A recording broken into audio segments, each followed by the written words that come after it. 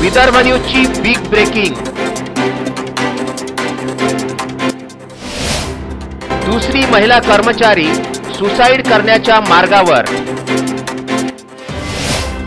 वरिष्ठांच्या मानसिक त्रासाचा दुसरा बळी ठरण्याची शक्यता। मानसिक त्रासामुळे याआधी सुद्धा केला होता आत्महत्येचा प्रयत्न। अमरावती जिल्ह्यातल्या चांदूर बाजार भूमी अभिलेख कार्यालयामधील प्रकार। प्रशासन पुनश्च एकदा दखल घेणार का?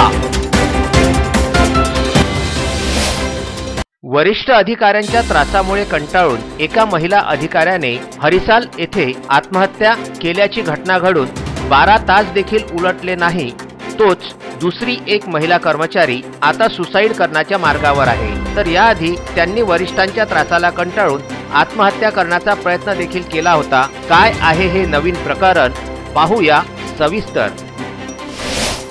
दीक्षा उईके मागील 4 वर्षांपासून चांदूर बाजार येथील उप अधीक्षक भूमी अभिलेख कार्यालयामध्ये भूकर मापक या पदावर कार्यरत आहेत।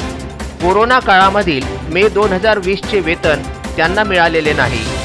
यानंतर दीक्षाने आणि त्यांच्या वडिलांनी वरिष्ठांना दूरध्वनीवरून संपर्क साधून वेतन काढण्याची विनंती केली, परंतु भूमी अभिलेख कार्यालयामधील वरिष्ठ अधिकारी यांनी तुम्हाला जिकडे जायचे आहे तिकडे जा, वेतन मिळणार नाही अशा उद्धट भाषेमध्ये उत्तर दिले। या सर्व प्रकाराबाबत राजू घेते उप अधीक्षक भूमी अभिलेख कार्यालय चांदूर बाजार यांच्या विरोधामध्ये वरिष्ठ कार्यालयामध्ये तक्रार दाखल केल्यानंतर महिन्याचे वेतन देण्यात आले होते, परंतु वरिष्ठ अधिकाऱ्यांची तक्रार केल्यामुळे दीक्षाचा मानसिक त्रास फार मोठ्या प्रमाणामध्ये वाढला।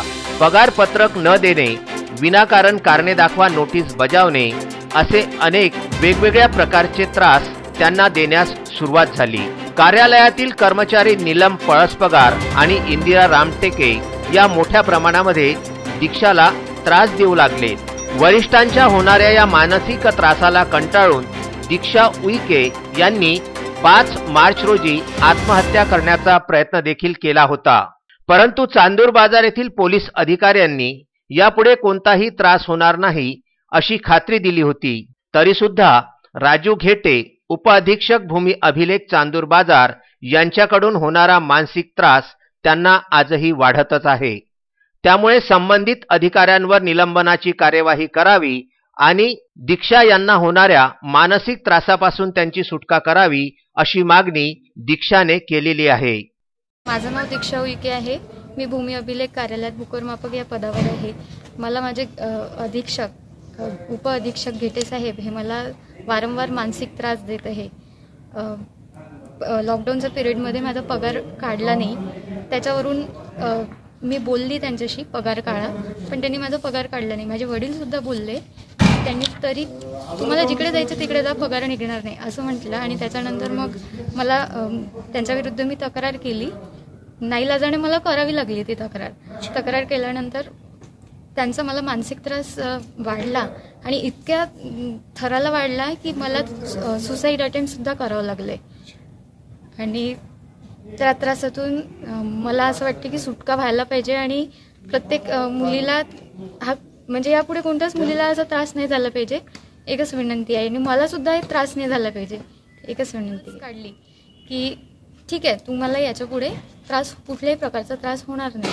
त्यांनी समज देऊनही मला वारंवार पत्रव्यवहार सुरूच आणि मी माझे काम पूर्ण कंप्लीट करूनही मला ते पेंडिंग म्हणजे तुमच्याकडे कामं पेंडिंग आहे, तुम्ही कार्यालयाची दिशाभूल करत आहे असे शब्द वापरले जात होते।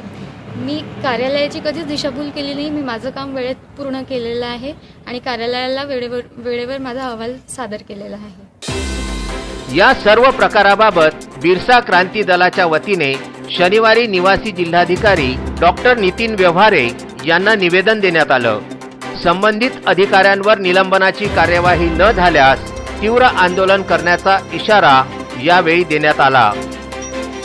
आम्ही आज माननीय जिल्हाधिकारी साहेब, निवासी कलेक्टर व्यवहारे साहेब यांना निवेदन दिलेले आहे आणि त्यामध्ये आम्ही स्पष्टपणे म्हटलेलं आहे की उद्या जर दीक्षा उईके नामक या आदिवासी महिलेने जर आत्महत्या केली तर याले पूर्ण जबाबदार भूमी अभिलेख ऑफिसर वरिष्ठ अधिकारी घेटे साहेब राहतील, त्यानंतर 2 महिला त्याच्यामध्ये समाविष्ट आहे त्या राहतील आणि पूर्ण प्रशासकीय व्यवस्था जिम्मेदार राहतील. कारण की अमरावती जिल्ह्यामध्ये खासदार महिला, पालकमंत्री महिला, अमरावती शहराच्या आमदार महिला, अमरावती CP महिला, इथं महिला राज असल्यानंतरही शासकीय व्यवस्थेद्वारे महिलांना खूप मोठ्या प्रमाणात वरिष्ठ अधिकाऱ्यांकडून त्रास सहन करावा लागतो.